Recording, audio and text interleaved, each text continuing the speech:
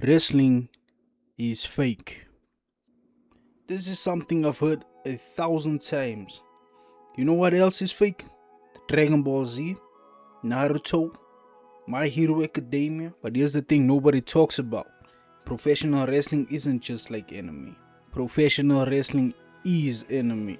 So for the rest of this video, we're gonna explore what makes wrestling exactly like anime. The only difference is wrestling is real life and anime is pure fiction. And once you see it, you just can't unsee it. Let's start with something every anime fan understands. The power system. In Naruto, you got Jutsu. In Hunter x Hunter, you got Nen.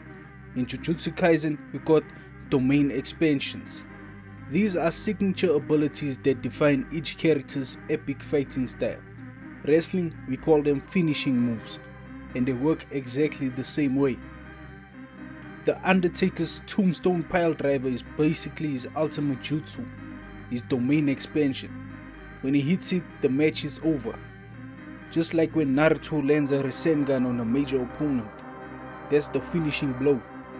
The Stone Cold Stunner, that's his signature technique that he can pull out of nowhere.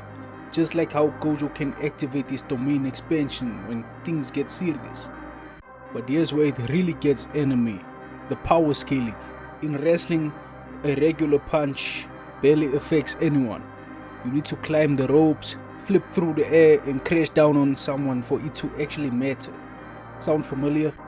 That's because in Dragon Ball, a regular punch from Goku would destroy a normal person, but against Frieza, it does nothing.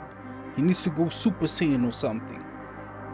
Wrestlers even power up their moves over time. The attitude adjustment used to be called the FU. Same move, but John Cena made it stronger as it got more powerful in the storyline. That's literally the same as Gon upgrading from regular to the version he used against P2. And just like in anime where certain techniques counter others, water beats fire, etc. Wrestling has this too. A submission specialist has an advantage against a power wrestler, but might struggle against someone quick. It's rock, paper, scissors, but with body slams. Every anime protagonist has a training arc. Naruto trained with Jiraiya for 3 years. Deku trained to inherit One for All from All Might. Goku trained with Master Roshi, and it goes on and on. But wrestling, the whole of wrestling is a training arc. Before you even see someone on WWE or AEW, they've spent years in the performance center or grinding in high school gyms for 20 people. That's their hyperbolic time chamber. That's their UA Academy. But here's what makes it even more anime: the master-student relationships. Ric Flair trained Triple H. Shawn Michaels trained Daniel Bryan. These are literally the same dynamics as All Might and Deku, or Kakashi and Naruto. An established legend sees potential in a young fighter and chooses to pass down their knowledge and legacy. And just like in anime where the student eventually surpasses the master, wrestling does this consistently. The Usos were trained by the legendary Samoan dynasty and eventually became the best tag team of all time, surpassing the Masters and setting the standard for the new tag team division going forward. This is the exact same narrative structure as Rock Lee training under Gai Sensei, then inspire future generations. The so-called passing of the torch is a sacred wrestling tradition. When The Rock wrestled John Cena, it was literally the previous generation's hero fighting the new generation's hero. That's Netero trusting the future to Gon and Killua. That's All Might giving Deku One for All. Even the training methods are anime as hell. Wrestlers do insane conditioning, taking bumps on hard mats thousands of times, learning to land without dying. That's like when anime characters train by standing under waterfalls or breaking boulders with their bare hands. It looks cool, but it's also genuinely developing real technique. Okay, now we get into the good stuff. Every anime fan knows the power of friendship. It's the most potent force in the universe. Naruto and Sasuke, Gon and Killua, Luffy and his entire crew. The bonds between characters drive the story forward. Wrestling has understood this before anime even became mainstream in the West. The Shield, Roman Reigns, Seth Rollins and Dean Ambrose were an unstoppable trio. They had matching outfits, a signature entrance and a bond that made them even stronger together. That's literally the Straw-Hat Pirates. That's Team 7. The New Day, Kofi Kingston, Big E Langston and Xavier Woods were 3 best friends who supported each other, have ridiculous energy and achieve their dreams together through the power of positivity. If that's not anime protagonist energy, I don't know what is. But here's where wrestling might actually be more anime than anime. The betrayals. When Seth Rollins turned on the Shield and hit Roman Reigns with a chair, that was Sasuke leaving the village. That was Griffith betraying the Band of the Hawk. That was every anime betrayal that made you throw your remote at the TV. Triple H and Shawn Michaels were best friends, D-Generation X, brothers in arms. Then Triple H turned on him.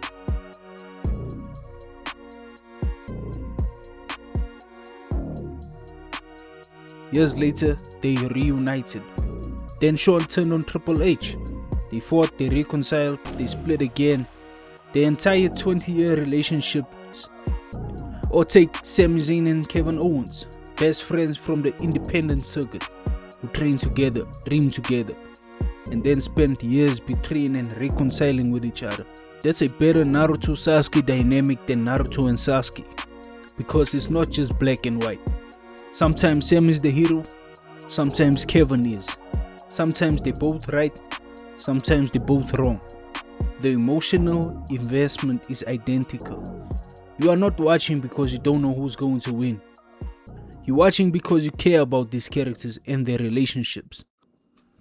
Now, let's talk about the most anime thing wrestling does. Tournaments. The Royal Rumble is a battle royal. Money in the Bank is the Shonen exams. The G1 Climax in New Japan Pro Wrestling is literally a month-long tournament arc where the best fighters compete to prove who's the best. And just like anime has clear power levels, Kage level, Yonko level, special grade, wrestling has championships that establish hierarchy. The WWE Championship or the IWGP Heavyweight Champion means that you are the top guy, the strongest in that company.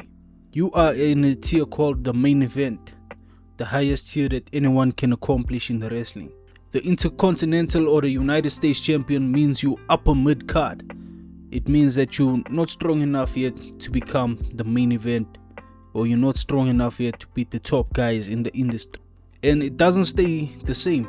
Characters move up and down these tiers based on their storylines. Just how Luffy went from barely surviving East Blue to fighting Yonko commanders to eventually becoming a Yonko himself. NXT is literally the minor leagues, where characters develop their abilities before being called up to the main roster. That's attending the Hunter exam or enrolling in the Hero Academy before facing the real villains. And wrestling also has win streaks that function exactly like power scaling in anime. The Undertaker went 21-0 at WrestleMania. For 2 decades, defeating him at WrestleMania was considered impossible, like trying to beat Whitebeard in his prime or landing a hit on Madara. When Brock Lesnar finally broke the streak, it was treated like the impossible had happened.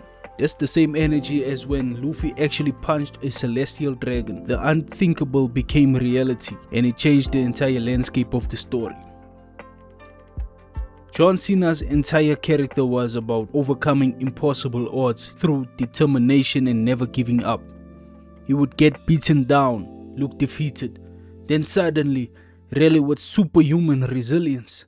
That's Ultra Instinct, that's Gear 5th. That's every anime protagonist who's losing badly until the opening theme starts playing. But this is what really makes wrestling anime. Kofi Kingston spent 11 years in WWE as a mid-card comedy guy. Everyone loved him, but nobody thought he'd actually be world champion. Then in 2019, his friends Big E and Xavier Woods fought to get him to the WWE Championship match at WrestleMania. When Kofi won the championship, grown adults cried. Not because the match was technically perfect, because we'd watched his character struggle for over a decade and the story finally paid off. That's Naruto becoming Hokage. These are payoffs that only work because we've invested years into these characters. Maybe a better example is Cody Rhodes. For years he was seen as a mid-cutter at best, the brother of Goldust, who was reduced to a comedy gimmick for decades and decades. Cody is the son of Dusty Rhodes, a beloved wrestler that notoriously never won the big one, and for years Cody wanted to be the guy, but he would never be seen as the guy if he remained in WWE. In 2016, Cody left the WWE, went to the independent circuit, established himself, created the biggest rival to WWE since WCW in the 90s. 6 years after leaving the WWE, Cody was one of the biggest stars on the planet, and in 2022 he returned at the WrestleMania, where the fans fully embraced him for the first time in the biggest wrestling company in the world. He went from undesirable to undeniable. That's like Deku becoming the #1 hero. Character transformations in wrestling are some of the most compelling storytelling in any medium. Bailey went from an optimistic, hugging, inspirational hero to a cynical, bitter villain who realized that being nice gets you nowhere. That's a more nuanced character evolution than half the redemption arcs in Shonen anime. Roman Reigns. He was booed for years because the fans rejected him as the company's chosen hero. So WWE finally turned him heel, made him the tribal chief, and let him embrace being the final boss, the most hated man in the company. That made him the most compelling character in wrestling history, in my opinion. It's like if everyone hated the chosen protagonist, so the writer said fine, he's the villain now, and it actually worked. Edge had to retire in 2011 due to neck injuries. His career was effectively over. 9 years later, he returned at the Royal Rumble, cleared to compete again. That return moment had more genuine emotion than most anime finales, because this was a real person who thought his dream was dead forever. These aren't just storylines written in a writer's room. These are career-long character arcs performed by real athletes who genuinely love what they do. The only difference between wrestling and anime is that wrestling is performed live by real humans, which actually makes the stakes feel higher. When someone gets thrown off a steel cage, that's a real person taking that bump. When someone cuts a promo about their failures and insecurities, that's often rooted in real emotions. And here's the beautiful part. Wrestling is experiencing a golden age right now. Multiple companies are competing. Storylines are more creative than ever. And the athleticism has never been better. If you love anime, you probably love wrestling. And if you love wrestling, you already understand why anime works so well. They're telling the same stories. Stories about the struggle, growth, friendship, betrayal, and the pursuit of greatness. So next time someone tells you that wrestling is fake, just smile and say so is anime or so is movies. If this video changed how you see wrestling, drop a like and subscribe. Leave a comment below what your favorite wrestling moment is that felt like an anime scene. Should I make a part 2 about specific wrestling characters who are basically anime characters? Let me know. Thanks for watching. Now go watch some wrestling.